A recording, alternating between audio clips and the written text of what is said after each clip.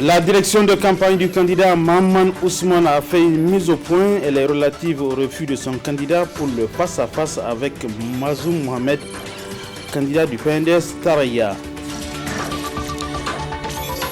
Les riziculteurs du fleuve Niger face à la cessation de leur activité. Précision dans un instant.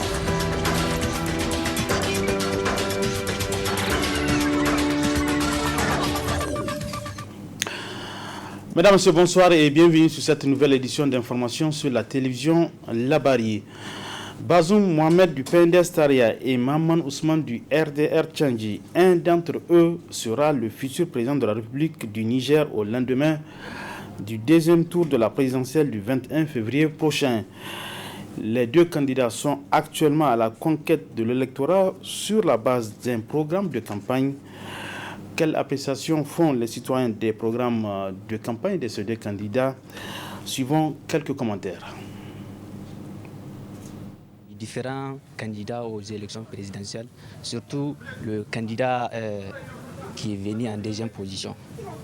Vraiment, son programme politique va dans le sens de pouvoir hisser le pays au rang des pays développés, au diapason de tous les pays développés. C'est ça que nous attendons de lui. Il faut que le candidat soit vraiment pertinent, soit convaincu de son programme politique pour pouvoir venir nous enlever dans cette lornière dans laquelle se trouve le pays. Car vous n'êtes pas sans savoir, tous les plans, ça ne va pas.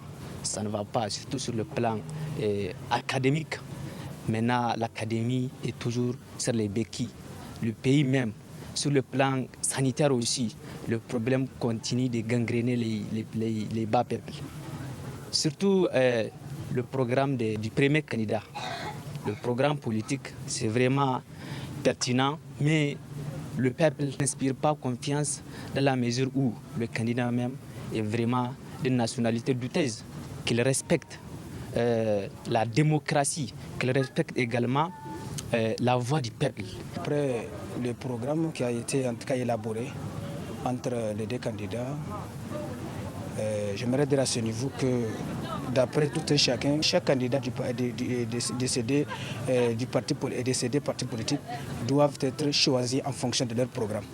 Alors, moi je pense que nous suivons à chaque instant dans les différentes télévisions, en tout cas le programme de tout un chacun, mais quand même, pour ne pas dire qu'on soutient l'autre, mais quand même ça dépend du programme. En tout cas, d'après moi, je préfère en tout cas choisir le président qui a au moins, ou bien j'aimerais dire le candidat qui a plus de soucis pour le peuple, en tout cas qui est là pour créer les conditions pour que le peuple puisse être dans de meilleures conditions afin de penser un bon avenir pour le pays de façon générale. Il est très significatif, en tout cas pour le peuple, de faire un bon choix. Aujourd'hui, j'aimerais dire les plus souffrants, c'est le peuple. Et aujourd'hui, quand vous voyez des gens, ils ne font pas leur choix en fonction des qualités qui caractérisent un candidat, mais plutôt en fonction d'un sentiment. Et moi, je pense que c'est une grosse erreur de la part de la population. Il y a certains candidats qui travaillent, qui sont là, qui ont donné des programmes, mais ils ne peuvent pas réaliser ces programmes. Ils ont écrit ces programmes pour gagner la confiance des uns et des autres. Mais une fois au pouvoir, ils vont changer les programmes. Ils vont amener d'autres choses qui ne sont pas écrites dans leur programme. Dans ces cas, moi, je vois très clairement, restons vraiment si conscients, vraiment de voir les choses en tant que telles.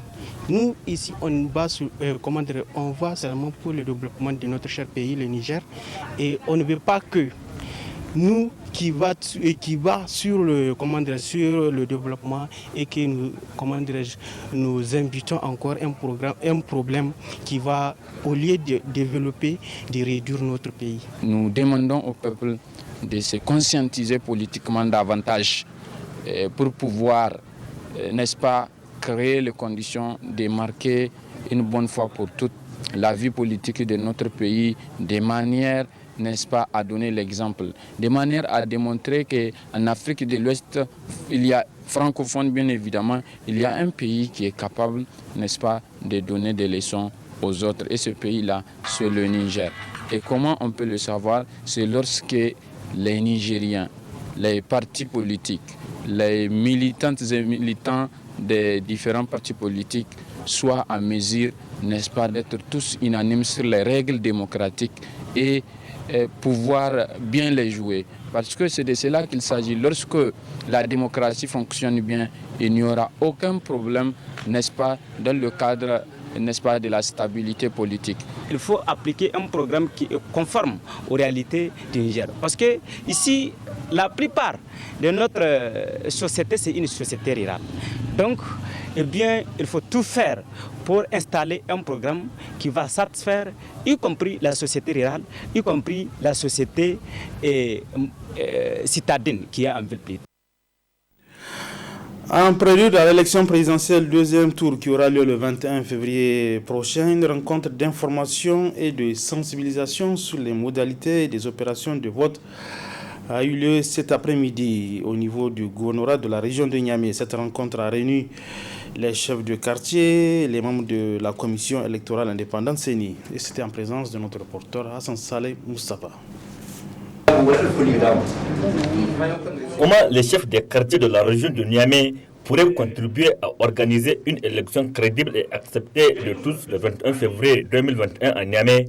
C'est l'objet de cette rencontre tripartite entre les autorités régionales de Niamey, les membres de la commission électorale nationale indépendante CENI et les chefs des quartiers de la région de Niamey. Vous êtes un des principaux acteurs sur lesquels compte la CENI pour réussir des élections transparentes, crédibles et apaisées. Au regard de la complexité de la tâche, je vous demanderai de suivre attentivement cette sensibilisation pour en tirer le maximum de profit. Occasion pour le secrétaire général du gouvernorat de Niamey de rappeler à ses représentants de communautés leur rôle, surtout en cette période précise des élections.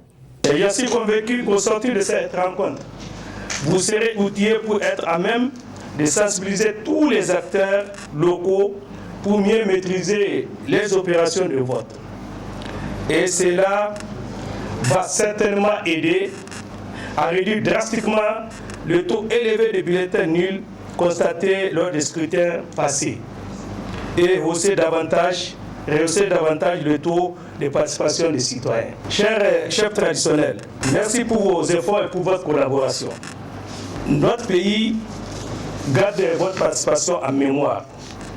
Ensemble, nous allons mener cette phase à bon port, c'est-à-dire avec la tenue d'une élection parfaite, juste, inclusive, transparente, correcte et acceptée de tous.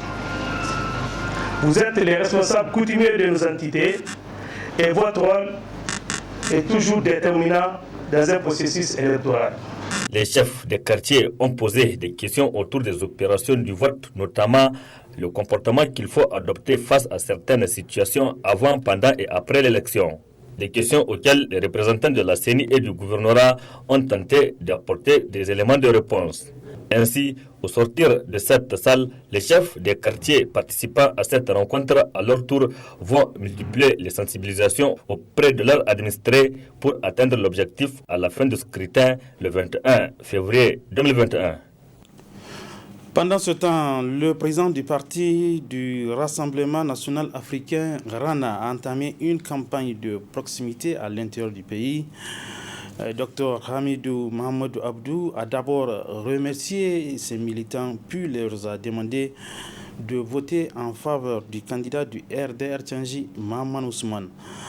Première étape de ce périple, les régions de Dosso et de Tillabéri, est résumée ici par Hassan Salemsa. Cette campagne de proximité entreprise par le président du Rassemblement national africain RANA, Dr Hamidou Mohamedou Abdou, également membre de l'Alliance des candidats pour le changement ACC, vise deux objectifs. D'abord, remercier les militants du parti RANA pour leur mobilisation lors des élections locales, législatives et la présidentielle premier tour. Cette sortie du président RANA vise essentiellement à remercier les militants, notamment ceux ici de Kourfé Centre.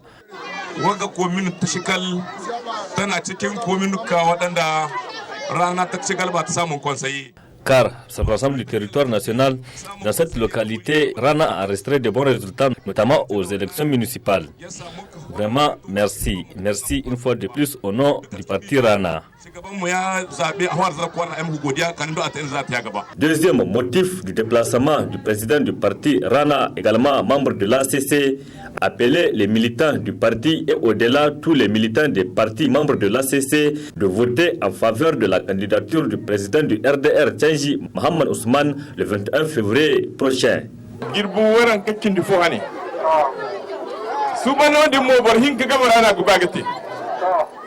Le 21 février de ce mois, nous irons à l'élection entre deux candidats. À notre niveau, les autres candidats à l'élection présidentielle, premier tour, nous avons créé une alliance des candidats pour le changement, ACC.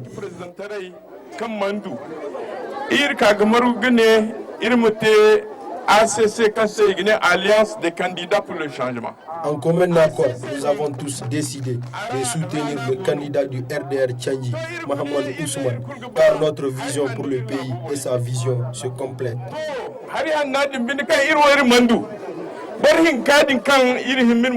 Donc l'heure du changement a sonné. C'est pourquoi je demande à la population de Tombokware, une population respectueuse et digne, d'aller voter Mohamed Ousmane le jour du vote.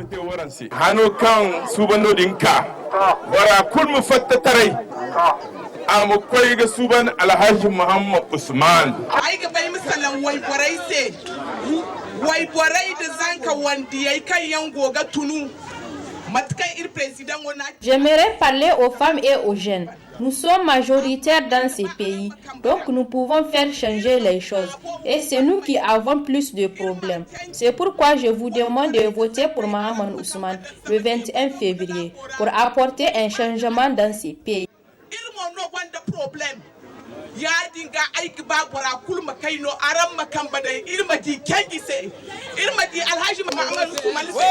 La première journée de son périple à l'intérieur du pays, le président du parti Rana, Dr Hamidou Mamadou Abdou, a rencontré les militants de 7 villages, dont 3 dans la région de Tilaberi, Chat, Itigan et Chikal, commune de Kourfey Centre, où un meeting a été organisé, et 4 localités dans la région de Dosso, à savoir Loga, Falwal, Tambakware 1 et Mirizan, où également un grand meeting a été organisé.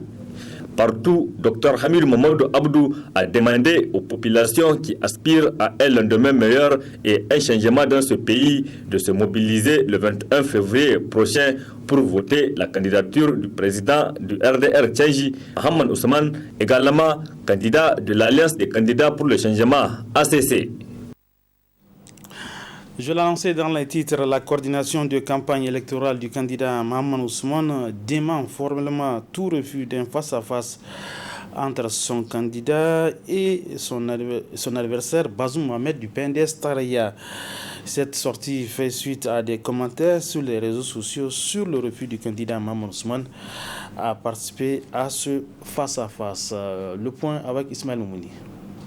Mohamed Ousmane n'a jamais refusé un face-à-face avec le candidat du PNDS Taraya selon sa direction de campagne. Ainsi donc, à travers cette sortie médiatique, la coalition CAP 2021 et alliés veulent couper court aux rumeurs et aux allégations du refus d'un débat télévisé de leur candidat avec son adversaire. À la date d'aujourd'hui, nos services n'ont pas reçu cette correspondance. Et à notre grande surprise, nous découvrons la dite correspondance dans les réseaux sociaux. Correspondance dans laquelle le CSC dit avoir présagé de la non-tenue de ce face-à-face. En l'absence de toute réponse du candidat Mohamed Ousmane, chose reconnue par le CSC lui-même, mais qui s'explique du fait que nous n'avons pas reçu la correspondance en question. L'on ne saurait parler de désistement sans mauvaise foi ou volonté de nuire. Si le face-à-face ne peut avoir lieu, c'est seulement pour des problèmes de communication qui ne peuvent être imputés au candidat Mohamed Ousmane. Mais cette façon de jeter l'anathème sur notre candidat n'est guère surprenante au regard de la caporalisation des institutions de la République par le PNDS Taraya. La coalition CAP 2021 fustige également la posture de leur adversaire. Je saisis aussi cette occasion pour dénoncer les comportements du pouvoir et du candidat du pouvoir en cette période de campagne électorale. J'ai été très étonné par les propos tenus à Tawa le 10 février 2021 par le candidat du pouvoir, M. Mohamed Bazoum. C'est à se demander à quel titre il s'est exprimé comme il l'a fait, en tant que candidat ou en tant que président déjà élu.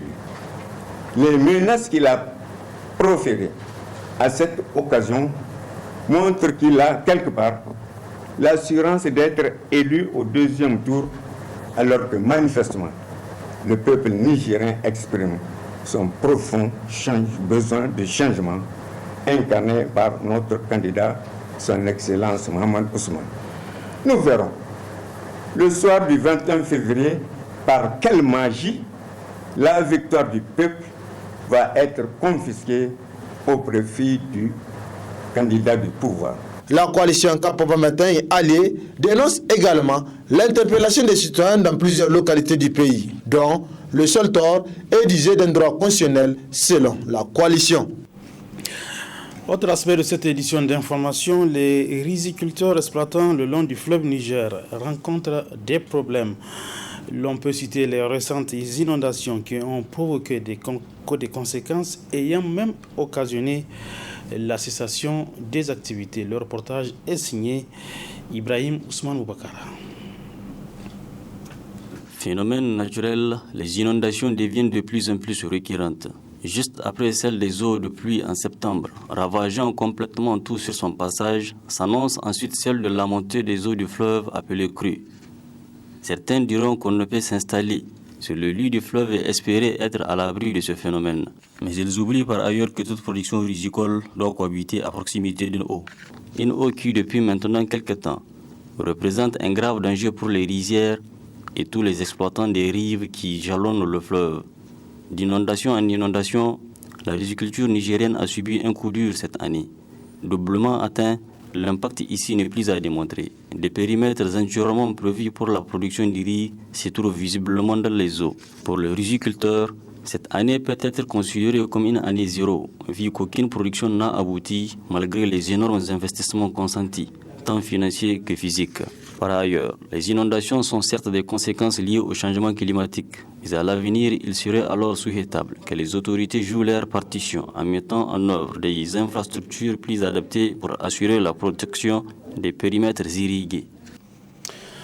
Le 14 février, c'est dans quelques heures, une date célébrée à travers le monde entier par les amoureux. Au Niger, l'agence SK organisera demain, Inch'Allah, une soirée 100% love. La fête des amoureux version SK, expliquée ici par Sakina Konta, elle est directrice générale de l'agence SK. On l'écoute. SK Event, c'est une société d'événementiel. On organise des soirées et autres. C'est pas notre première soirée, donc, mais juste que là, c'est avec les médias et autres. Donc, on a décidé d'officialiser la société. Maintenant, la soirée Love, c'est le samedi. C'est une soirée Love à l'occasion de la Saint-Valentin. C'est pour les amoureux et même les célibataires. Donc, c'est le samedi à 20h au Papayo. C'est pour prouver aux gens et les amoureux que l'amour existe toujours. Donc, ça sera vraiment dans le cadre de l'amour, parce que de la décoration jusqu'au spectacle, à l'animation, tout sera 100% love. L'entrée sera à 30 000 francs, donnant droit à un buffet. Le couple sera à 50 000, donc avec une petite réduction. Avec le buffet, la personne aura droit au buffet, au spectacle et tout. Il y aura des jeux de couple et tout. Pour les mesures barrières, oui. Port de bavette obligatoire, il y aura des gels de main et on va respecter la distanciation sociale. Mais pas pour les couples, parce qu'ils sont venus ensemble. Il y aura des enveloppes surprises, des jeux de couple. Jamais vu parce qu'on a vraiment étudié nos jeux de couple. Donc, vraiment pour divertir le public. Ouais. La surprise, il y aura un cadeau, une chambre bien décorée au meilleur couple de la soirée. Mais les autres surprises seront des enveloppes. On va rester dans le cadre de la surprise. Dernier aspect de cette édition d'information, les tarifs officiels du gaz domestique fixés par le ministère en charge du commerce sont entrés en vigueur le 1er novembre dernier. Cependant, force est de constater que ces prix ne sont pas respectés par certains détaillants et opérateurs de la chaîne. Pourquoi cet état de fait? Élément de réponse avec Mohamed Nouri. Il est le président de l'association de défense des droits des consommateurs ADDC Wadata dans cet élément du studio Kalangou.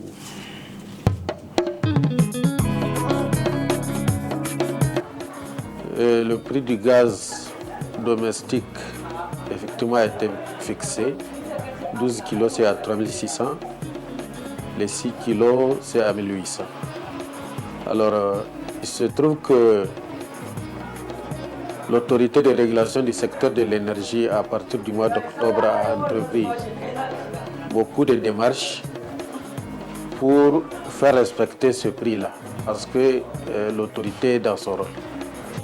Dans la réforme, en principe, il y a une étude qui devrait être lancée par l'autorité de régulation pour voir c'est quoi la réalité du secteur du gaz, en termes de disponibilité, en termes de distribution, en termes de prix. Donc, cette étude, lorsque nous avons fait la réunion avec le ministère du Commerce, la dernière d'ailleurs, a été annoncée. Mais une autre réalité, c'est que nous sommes dans une situation d'élection générale. Donc, certainement, cette étude aura lieu, mais la décision finale reviendrait aux nouvelles autorités qui seront élues. Personne ne respecte le prix. Initialement, il y a un semblant. Juste après la réunion, il y avait un semblant de respect, notamment par les opérateurs en tout cas, du gaz. Donc, en tout cas, leur prix, c'est ça qui se répercute sur le prix du détail. Mais malheureusement, ce qu'on constate actuellement, le même comportement qu'il y avait avant la réunion du ministère du Commerce, c'est le même comportement qui continue. Ça veut dire qu'il y a un volte-face fait par les opérateurs du gaz. Ça, c'est de... La deuxième chose, c'est qu'il n'y a pas véritablement de sanctions. Il n'y a pas véritablement de sanctions. Ce que nous constatons, personne n'a été constaté. C'est ce que nous constatons nous-mêmes. Mais la réalité, elle est là. La veille prix, que ce soit du commerce, que ce soit de l'accès, doit être continuée et en principe, les acteurs devraient être sanctionnés. Nous interpellons particulièrement, rien qu'hier, j'ai personnellement interpellé le ministre du Commerce. En tout cas, ceux qui s'occupent de ça. L'autorité du secteur de régulation du secteur de l'énergie, en tout cas, nous sommes en train de s'activer pour faire une lettre. C'est beaucoup plus formel et en même temps voir dans quelle mesure prendre d'autres dispositions.